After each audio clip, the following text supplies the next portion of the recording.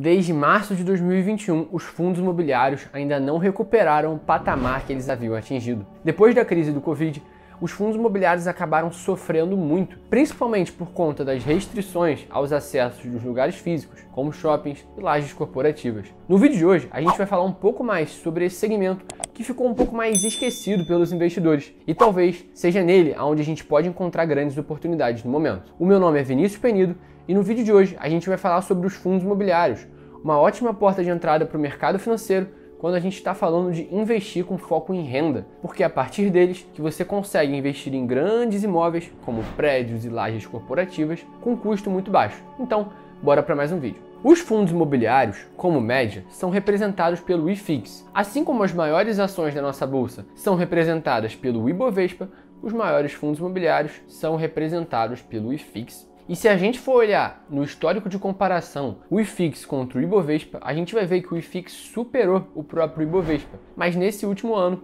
acabou sendo diferente. O Ibovespa superou o IFIX. Isso mostra pra gente o grande perigo, que é se concentrar em uma classe de ativos só, tendo só ações ou só fundos imobiliários, porque assim você acaba ficando mais frágil à volatilidade do mercado. Porque se chega e as ações são penalizadas ou os fundos imobiliários, você vai ficar dependendo daquela variação. E é por isso que é importante você ter tanto ações quanto fundos imobiliários. E sinceramente, a galera decidiu começar a vender fundo imobiliário. Ah, vai ter tributação, os juros vão cair. Não, cara, não é isso tudo. Não precisa de tanto escândalo. Não precisa de tanto exagero. O mercado está precificando os fundos imobiliários como se realmente não fosse mais ter nenhuma perspectiva boa de alugar os imóveis, de receber o aluguel, de ter um dividend yield alto. E eu acredito que os fundos imobiliários ainda têm uma grande oportunidade sim. E eu quero te explicar qual a oportunidade que eu enxergo, qual o risco que eu enxergo e como que eu estou fazendo com a minha carteira. Então, vamos logo para o que interessa. Eu vou compartilhar a tela do computador para vocês para explicar uma coisa que eu só explico para os meus alunos dentro do meu treinamento Investindo em Sonhos, tá? Então, se sintam privilegiados por estar vendo isso aqui. Os fundos imobiliários, por uma série de fatores de taxa de desconto, de taxa de juros, de aluguel, de inflação, eles acabam performando pior, ou seja, tem uma performance abaixo da média quando os juros estão altos. Então, vamos colocar aqui o gráfico do TradingView para ilustrar isso para vocês. Aqui, a gente tem o gráfico do IFIX, certo? Que é o índice de fundos imobiliários, desde o ano de 2012, quando ele foi criado, e até aqui 2021, onde estamos hoje, tá? Dia 4 de setembro. E bom, como vocês podem ver, pelo menos para mim é muito claro que quando os fundos imobiliários estão numa tendência de baixa, os juros estão numa tendência de alta, e assim o contrário também. E agora a gente está vendo uma nova tendência de alta dos juros, a gente viu a Selic subindo aí para 5,25%, e isso já está sendo refletido nos fundos imobiliários, que estão caindo.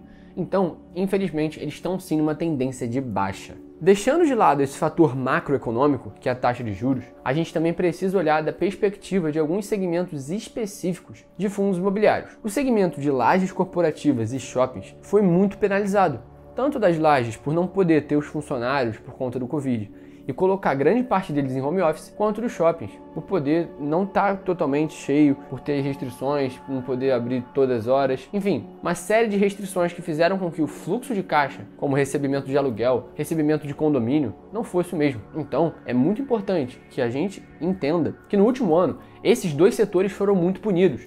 Então, eles acabam ficando um pouco mais descontados também. Se você já vê as notícias do exterior, vai ver que a variante Delta entrou muito forte lá fora, principalmente nos Estados Unidos. E geralmente o que acontece lá, depois vem a acontecer aqui. O próprio Google fechou os escritórios e decidiu adiar o retorno ao trabalho presencial. Isso é um indicador de que sim, tem uma variante que pode ser perigosa para esse setor.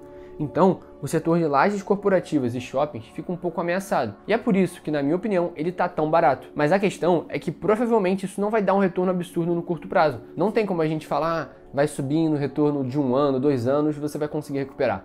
Porque a gente não sabe mesmo o que vai acontecer, tanto a pandemia, quanto os fatores de home office e tudo mais. Então, ele tem um risco maior, ao mesmo tempo que pode oferecer um retorno maior. Já por outro lado, a gente tem os fundos de logística, os próprios fundos de papéis, que é o fundo de recebível, que eles são mais previsíveis. Então, esses fundos continuam operando e o de logística, inclusive, pode se beneficiar do isolamento social, porque está fazendo logística para entrega em casa e tudo mais. Então, logística e recebíveis são mais conservadores, ao mesmo tempo que shoppings e lajes corporativas acabam sendo mais arriscados. E como a gente está falando de longo prazo, eu acho que uma carteira consolidada tem que ter de tudo, desde fundo de shopping até um fundo de recebíveis. Eu, particularmente, não tenho um portfólio muito grande em fundos imobiliários, porque a minha exposição pessoal a imóveis já é grande, com os imóveis que a minha família possui. Então, não faria sentido eu ter muito fundo imobiliário para mim no momento. Mas os fundos imobiliários que eu tenho estão principalmente no setor de logística e shoppings, tá? Minhas maiores posições são HGLG, HGBS, KNRI e HGRU. Então, esses segmentos são quase todos os mesmos segmentos. Eu não tenho um portfólio muito grande de fundos imobiliários. Também a gente tem o KISO 11, que teve uma grande queda aí nesses últimos dias.